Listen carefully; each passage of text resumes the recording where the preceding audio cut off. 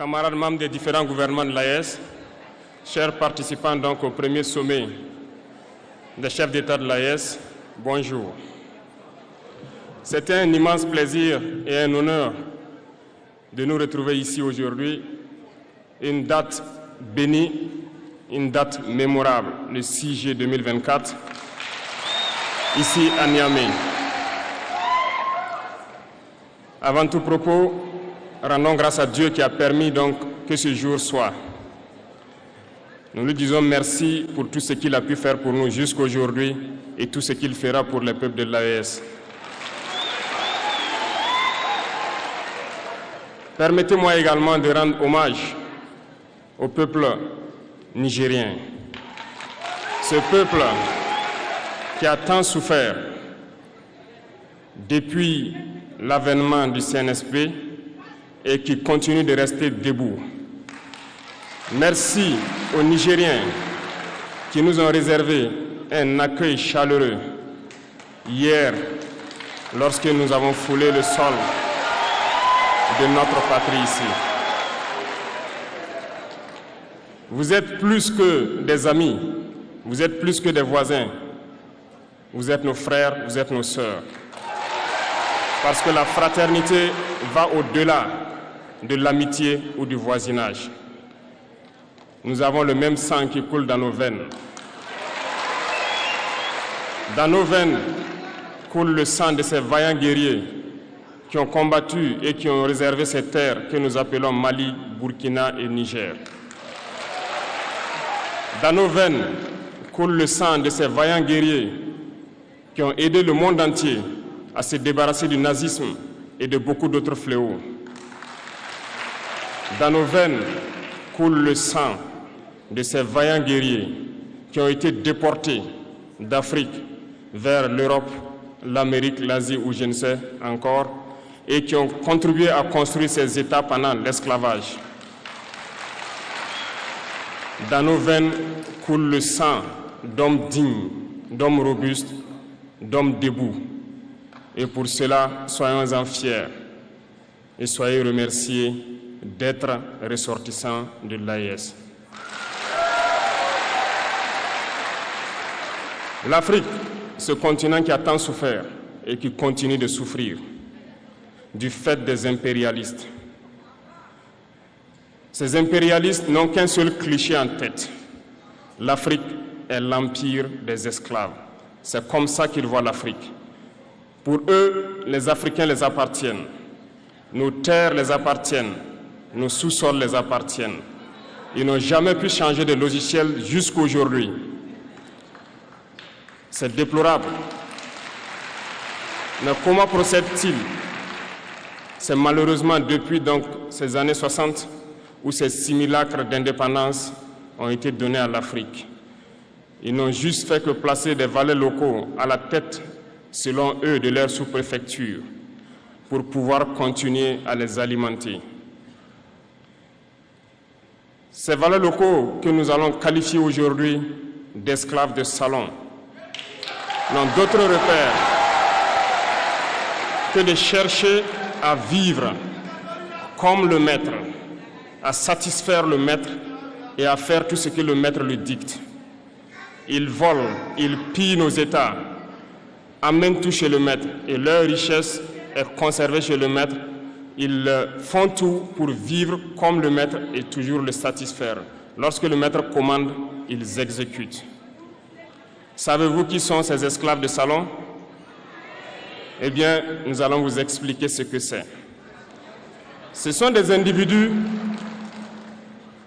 qui n'ont aucune dignité, qui n'ont aucune morale, qui n'ont aucune personnalité. Mais le maître esclave a toujours su identifier ces individus. Ils sont toujours prêts à trahir leurs frères pour satisfaire le maître. Ils nous ont trahis depuis l'indépendance et d'autres continuent jusqu'à aujourd'hui à nous trahir au profit de leur maître. Ces individus continuent toujours, contre vents et marées, à piller l'Afrique, à aider le maître à piller l'Afrique.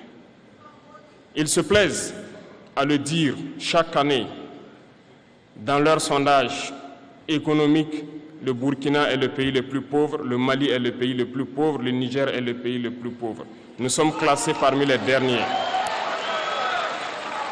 Très bien, si nous sommes aussi pauvres qu'ils le disent, mais quand est venu le moment de prendre nos responsabilités, nous avons demandé à ces maîtres de quitter les lieux. Pourquoi ne veulent-ils pas partir? Lorsque nous prenons le cas du Niger, depuis plus de 40 ans, certains pays exploitent l'uranium pour produire de l'énergie chez eux. D'Ottawa jusqu'à Paris, les rues sont illuminées, c'est la lumière. Mais au Niger, c'est l'obscurité qui nous est servie.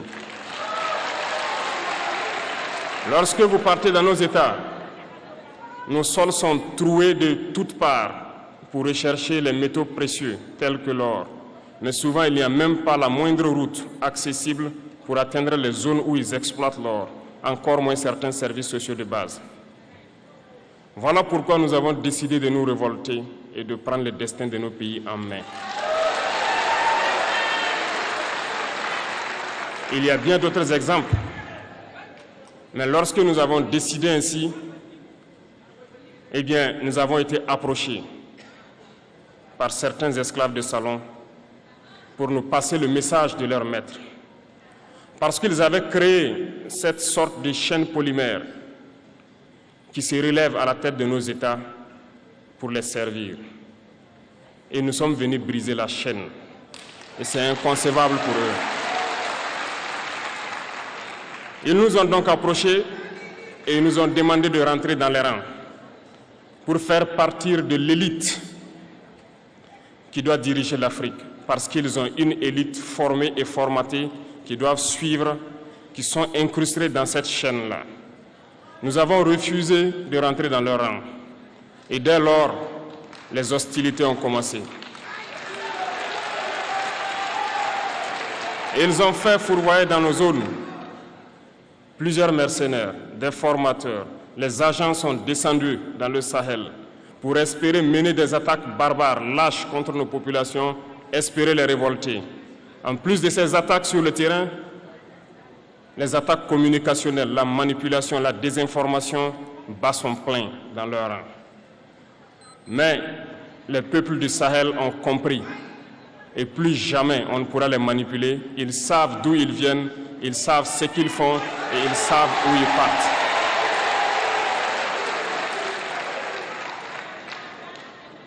Nous n'allons plus permettre cela. Les gens sont éveillés et les gens se battent aujourd'hui, pas pour nous-mêmes, mais pour les générations à venir. Et merci à tous pour le combat qui est livré. Cela ne nous fait jamais pleurer. Nous n'allons pas trembler. Nous allons affronter. Nous allons nous battre pour l'indépendance réelle, pour notre liberté.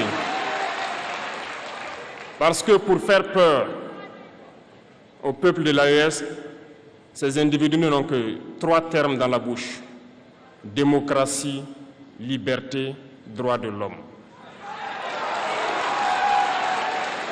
Bien sûr, leurs valets locaux ne sont élus que dans un processus démocratique, libre et transparent selon eux leurs valeurs.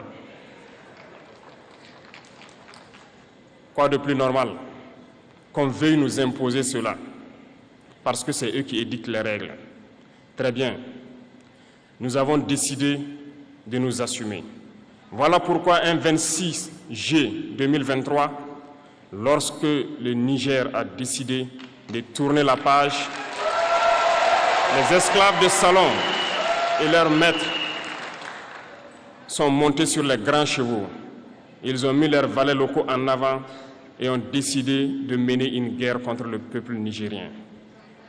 Nous avons donc dit, quiconque osera s'en prendre au Niger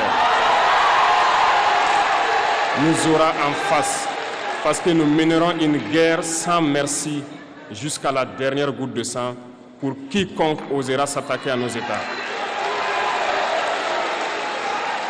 Cette parole, cette décision que nous avons eue hier est d'actualité aujourd'hui et sera d'actualité demain et pour toujours.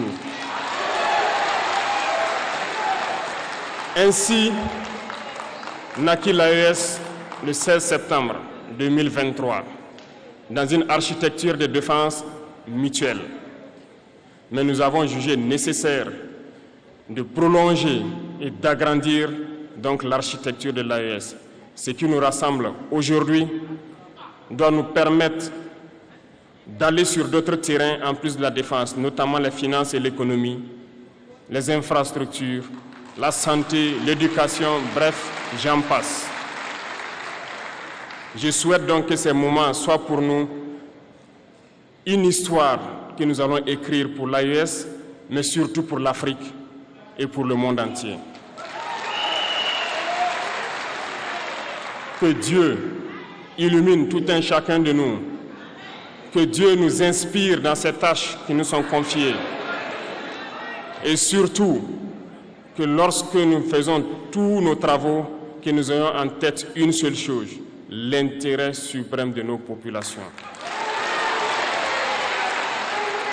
Sur ce, nous prions encore une fois de plus, bon Dieu, qu'il nous accompagne tous dans nos différentes tâches, qu'il protège nos combattants qui, grâce à eux, nous permettent d'être assis ici et d'échanger autour de l'avenir de nos États. Soyez donc remerciés une fois de plus, peuple nigérien. Soyez unis et solidaires, peuple de l'AES, la patrie ou la mort.